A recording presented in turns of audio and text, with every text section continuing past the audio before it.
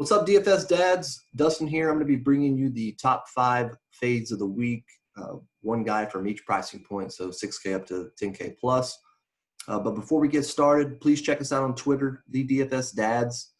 Check out our website, dfsdads.com. We have a free month trial going on. So go sign up. Use the code RC for that free month. Check out our content. Join us in the Slack. Talk with us, chat with us, ask questions. We also post multiple articles throughout the week, some other prop bets and those things.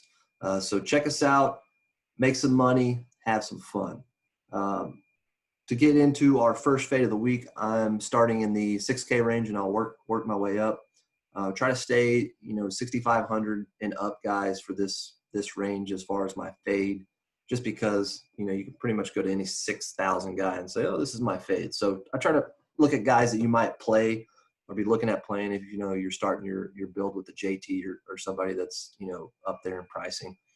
My fade for this range is Mr. Howell. And the reason being, and I look at his stats for this since the startup.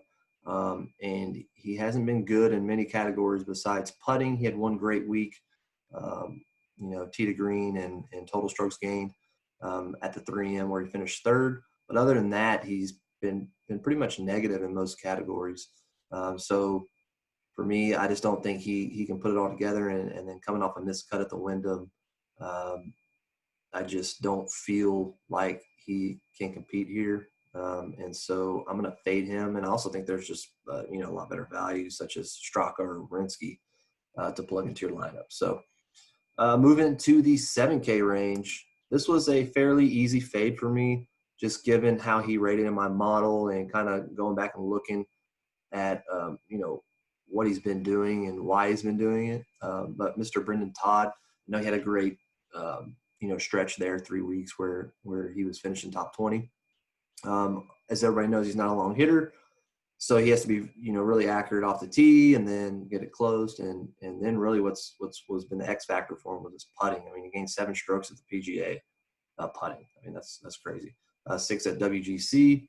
And then you look at last week, he didn't putt great. It was 0.4 strokes gained, but then was pretty much negative everywhere else. So I just don't feel like he has the form coming in. And the fact that he has to putt that well, I just feel like there's other values in the 7K range that you don't have to rely on one stat, because you want guys that can do everything well. And I just feel like he has to do everything well to even have a chance. So for me, I'm fading Mr. Todd in the 7K range. And the 8K, this is my favorite range of the week. I'm going to have most of my lineups built with a core of 8K guys. And so this was a tougher one for me, but I'm fading Mr. Fleetwood. You look at last week, lost 6.5 strokes on approach. The week before, 3.5. His putting's kind of saved him. He gained 5 strokes last week at the Wyndham. Still finished 59th, right? He gained 3 at the PGA.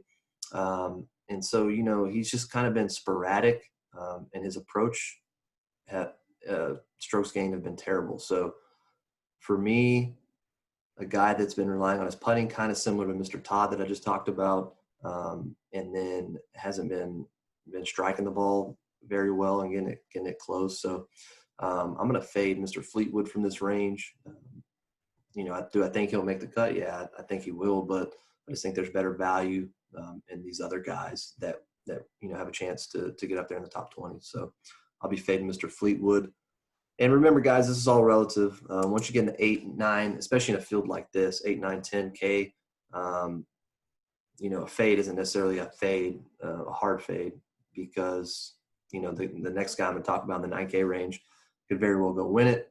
And so you just got to keep that in mind. It's just a fade from this price point. Doesn't mean I won't have ownership or anything like that. It's just I'll probably be my least owned guy, or I might completely fade him too. But in the 9K, I'm fading Brooks.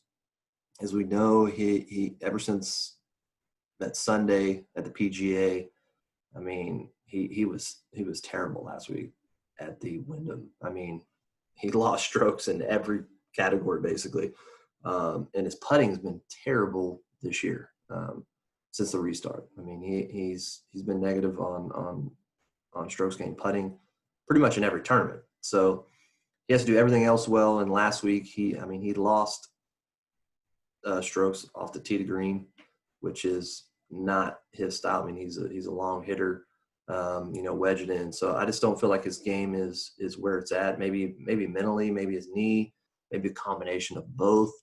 I just feel like they're safer plays in the 9K range than Brooks, just based on how bad he was last week. Could he do a DJ and be terrible and then come back and play great? Of course, these guys are elite, and especially for a guy like that. But he will be my fade in the 9K range. Same with the 10, even worse, obviously.